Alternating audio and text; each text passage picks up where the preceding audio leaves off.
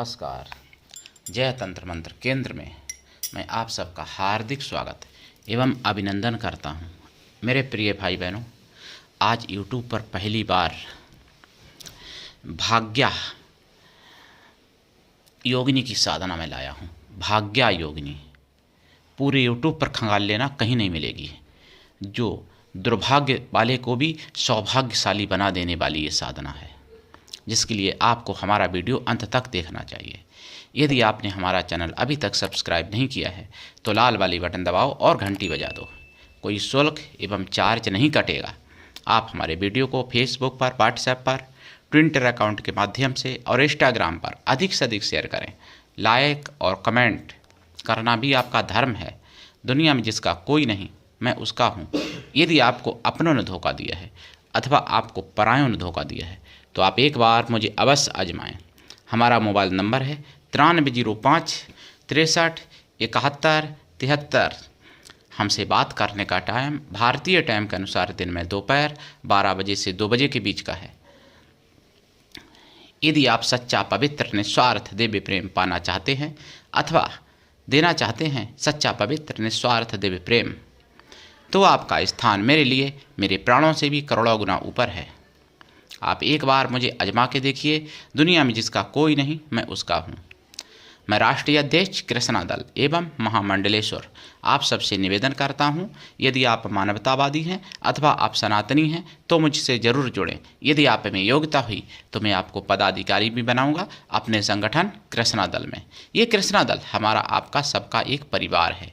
आप देश विदेश में, विश्व के किसी भी कोने में रहते हैं, किसी भी जाति धर्म से हैं, कोई दिक्कत नहीं। आप हमारे दिए हुए ज्ञान से भरपूर लाभ उठा सकते हैं। मेरे प्रिय भाई बहनों, मैं आपको भाग्या योगिनी की साधना बताऊं उससे पहले मैं कुछ ज़रूरी बातें आपको बताना चाहता हूं। देखिए, ये महाकुंभ 144 साल बाद आया, जिसमें तरह तरह के षड्यंत्र हो रहे हैं। आपको नहीं पता, लेकिन ये मैं समझता हूं और सुदर्शन चैनल के माध्यम से भी मैं जानता हूं। सुदर्शन चैनल मैं नित्य सुनता हूं। मेरे प्रिय भाई बहनों, देखिए, प्रयागराज आने वाली ट्रेनों पर पथराव, प्रयागराज कुंभ होने से पहले आतंकवादी, खालिस्तानी आतंकवादी पन्नू की धमकी और बम जैसी विस्फोटक सामग्री मिलने वाली बात, और फिर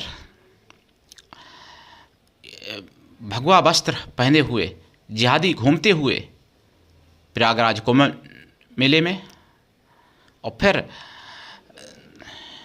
यति नरसिंहानंद सरस्वती महाराज महामंडलेश्वर जो जूना अखाड़े के डांसना देवी मंदिर के महंत, उनके कैंप के बाहर मुस्लिम नाम बदल के घुसने की कोशिश करते हुए और फिर बाद में पकड़े जाने पर मुस्लिम नाम, वैसे हिंदू नाम था, फर्जी नाम, बाद में मुस्लिम नाम निकला। फिर कुंभ मेला में आग लगाने की साजिश, और फिर मौनी अमावस्या पर भगदड़ मचवाने की साजिश। इन सब एंगल के हिसाब से अगर आप कड़ी जोड़ो तो कड़ी जुड़ती आ रही है सीधी सीधी। और बाकी सुदर्शन चैनल पर देख लेना, मैं अधिक क्या कहूँ, वीडियो बहुत लंबा हो जाएगा। और देखिए, जिहाद हर प्रकार से, कहीं वक्फ बोर्ड की ज़मीन का दावा कर देना कुंभ की ज़मीन पर, कहीं थूक जात फैलाने की कामयाबी ना मिलने पर भड़क जाना जिहादियों का, मुसलमानों का, कि मेला में एंट्री नहीं दी। तो ये सब क्या है? आप लोग समझदार हैं, अगर दिमाग से काम लोगे तो आपको सारा समझ में आ जाएगा कि ये भगदड़ मची नहीं थी बल्कि मचवाई गई थी। आग लगी नहीं थी बल्कि आग लगाई गई थी। समझ रहे मेरे भाई बहनों इस बात को? लेकिन हिंदुओं के अंदर बहुत कमियां हैं। कमियां क्या हैं? उनमें जागने की आदत कम है, जागरूक कम रह पाते हैं, उनमें सोने की ज़्यादा बीमारी रहती है हमारे हिंदू समाज में। और इसी कमी के कारण पूरा हिंदू विश्व में था पहले, अब भारत में बचा है मुट्ठी भर हिंदू। अब वो भी कहने को तो 100 करोड़ हिंदू हैं, लेकिन मैं कहता हूँ कि 10 लाख हिंदू मुश्किल से होंगे सही। क्योंकि बहुत से तो कन्फ्यूज हिंदू हैं, बहुत से भ्रमित हिंदू हैं, बहुत से राजनीतिज्ञ हिंदू हैं, राजनीतिक मतलब चाशनी में लपटे हुए हैं। बहुत से बेचारे ऐसे हैं जिनको टाइम ही नहीं है राष्ट्र हित में या देश हित में कोई कार्य करने का। और बहुत से ऐसे हैं हिंदू जो कि अगर उनको गजबा हिंद दिखा दिया जाए सपना तो वो तुरंत लाइन लग जाएगी उनकी, मतलब खतना कराने के लिए। अगर हिंदू राष्ट्र घोषित कर दिया जाए तो सबसे पहले भगवा भी ओढ़ लेंगे वही लोग।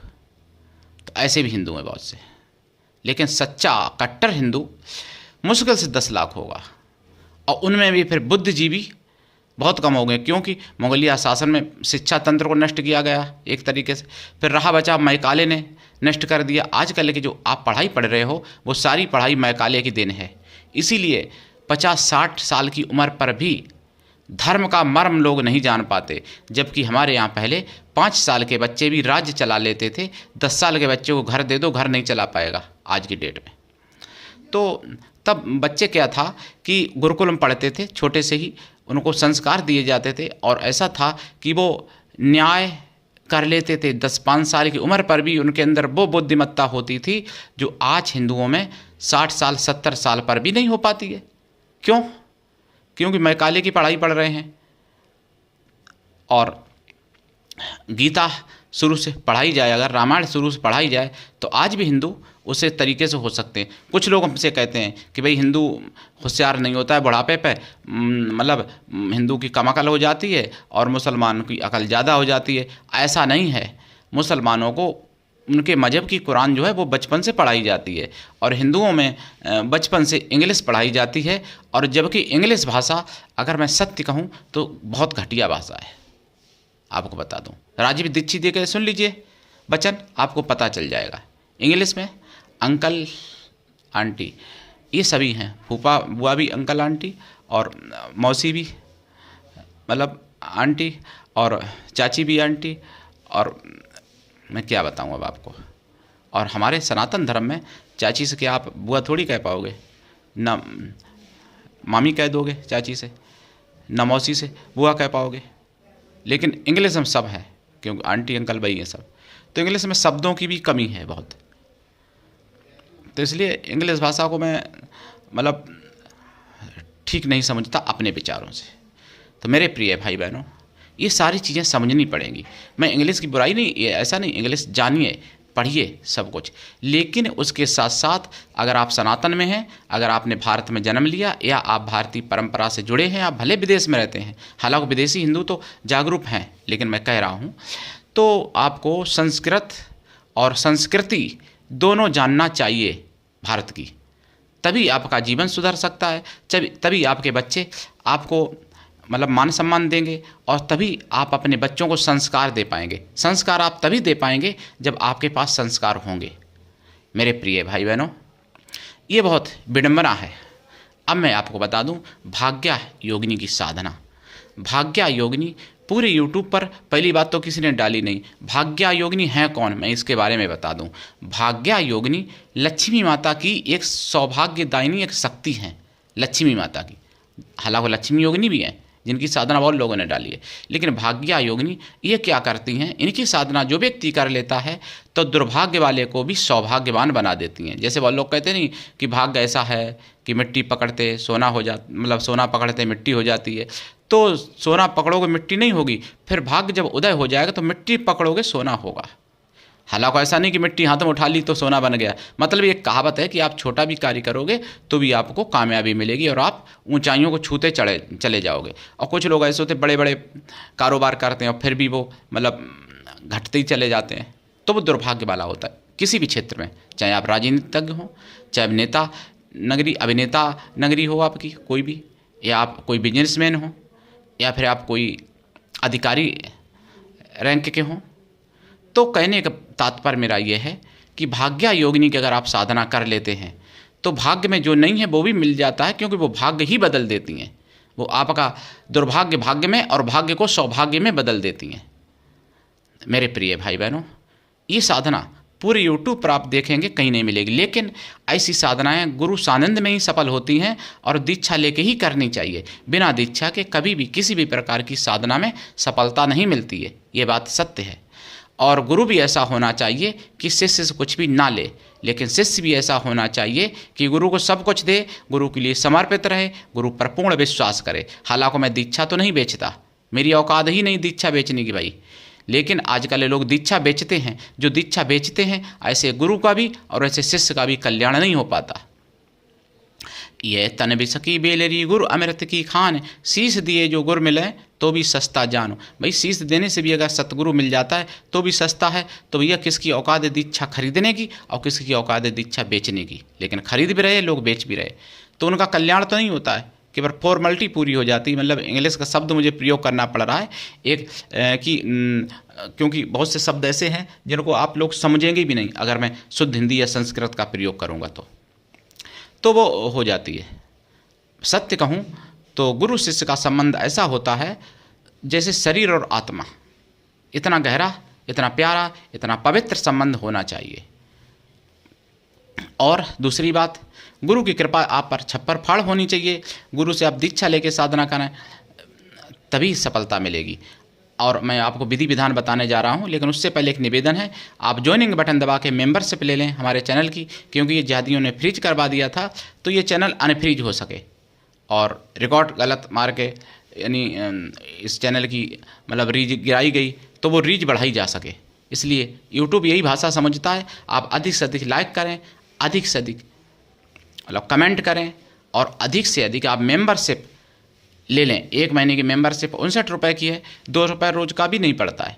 छोटी वाली, बड़ी वाली भी है। जो सक्षम साथी हैं भाई बहन वो बड़ी भी ले सकते हैं, नहीं तो छोटी तो कृपया ले ही लें मेंबरशिप 59 रुपये की। और सुपर थैंक्स किया करें ताकि चैनल की रीच बढ़े और हैक हुआ जो चैनल वो भी ठीक हो सके।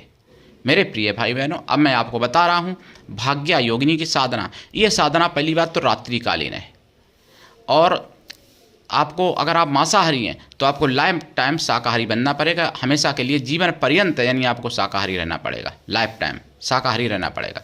साधना काल में आपको ब्रह्मचर्य व्रत, 1 टाइम भोजन और भूमि शयन आपके लिए परम आवश्यक है। मेरे प्रिय भाई बहनों, साधना काल में गाय के घी का दीपक जलेगा, खोया की मिठाई का प्रसाद रखा जाएगा और पंचमेवा का प्रसाद रखा जाएगा। साधना के बाद प्रसाद खुद खाएं, परिवार में भी बांट दें। अगर ताजे आपके हाथ के तोड़े हुए फूल मिल सकते हैं, लाल फूल, तो चढ़ाएं, नहीं तो फिर अक्षत ही चढ़ा दें। सरब भावे गंध अक्षत, मतलब हल्दी अक्षत चढ़ाएं। धूप दीप करें। दीपक जितनी देर आप साधना करेंगे उतनी देर तक दीपक आपका जलते रहना चाहिए। जाप कम से कम 1.25 लाख है अगर आप इनकी कृपा पाना चाहते हो। और वैसे अगर उनको प्रत्यक्ष करना चाहते हो तो देखो लंबी साधनाएं होती हैं, ये बहुत बड़ी योगिनी है, कोई छोटी मोटी नहीं, साक्षात देवी माता। इनको केवल माता रूप में सिद्ध किया जाता है और कोई रूप में नहीं। सोचना गंदी संदी बात दिमाग में मत लाना, नहीं तो पतन हो जाएगा। मेरे प्रिय भाई बहनों, इनकी साधना का जो आप जाप करेंगे, जाप का 10 हवन, हवन का 10 तर्पण और तर्पण का 10 मार्जन करें। मार्जन का 10 पवित्र ब्राह्मण पतिव्रता स्वासिनी स्त्रियों को भोजन करा दें, या फिर ब्राह्मण पवित्र कन्याओं को भोजन करा दें। कन्या या स्त्रियां किसी भी जाति वर्ग की हो सकती हैं भोजन कराने के लिए, लेकिन वो मन से तन से पवित्र हों एवं शुद्ध शाकाहारी हों। अगर ऐसा संभव ना हो तो उतनी गौ माताओं को भोजन करा दें। और साधना में आपको उत्तर या पूर्व दिशा की तरफ मुख करके जाप करना पड़ेगा। माला लाल चंदन या रुद्राक्ष की माला या कमलगट्टे की माला या लाल हकीक की माला या स्फटिक या फिर सफ़ेद चंदन। वैसे लाल चंदन या रुद्राक्ष या लाल हकीक ज़्यादा अच्छा है। मूंगा की भी माला चल जाएगी, मोती की भी चलेगी, लेकिन माला पूरी साधना में एक ही चलेगी। ऐसा नहीं कि आपने आज इससे की कल दूसरे से की, ऐसा नहीं। टाइम और दिशा, आसन, माला ये एक ही रहना चाहिए और दीपक भी एक ही का रहना चाहिए। अगर घी का, और पहली बात तो घी का जलेगा ही दीपक, देसी गाय के घी का, या फिर तिल के तेल का भी जल सकता है, लेकिन एक ही रहेगा पूरी साधना में। ऐसा नहीं कि आज तिल का, तेल का, कल घी का। साधना में जो प्रसाद रखेंगे, खोया की मिठाई का प्रसाद या पंचमेवा प्रसाद खुद खाएं, परिवार में भी बांट दें अपने। साधना के बाद साधना पूर्ण होते होते आपका भाग्योदय हो ही जाएगा और आप खुद देखेंगे, आप खुद समझेंगे कि जो मेरे भाग्य में नहीं था वो मुझे मिलने लगा। ऐसा आप खुद महसूस करेंगे, आपके जीवन में चमत्कार होंगे। मंत्र इनके कई एक मंत्र हैं मेरे पास, भाग्या योगिनी के दीक्षा लेने पर मैं पूरी विधि भी बताऊंगा। कुछ विधि और भी आगे है इस साधना में। तो मेरे प्रिय भाई बहनों, करिए साधना और लाभ उठाइए और सनातन धर्म की आवाज़ है, जन जन तक पहुंचाइए। आप सबका चैनल अकेले हमारा नहीं है, अपना चैनल समझ के इसको आगे बढ़ाइए। आज के लिए इतना ही, धन्यवाद। जय श्री राम, जय सनातन, जय हिंदू राष्ट्र, वंदे मातरम, जय भाग्या योगिनी माता की, जय लक्ष्मी माता की।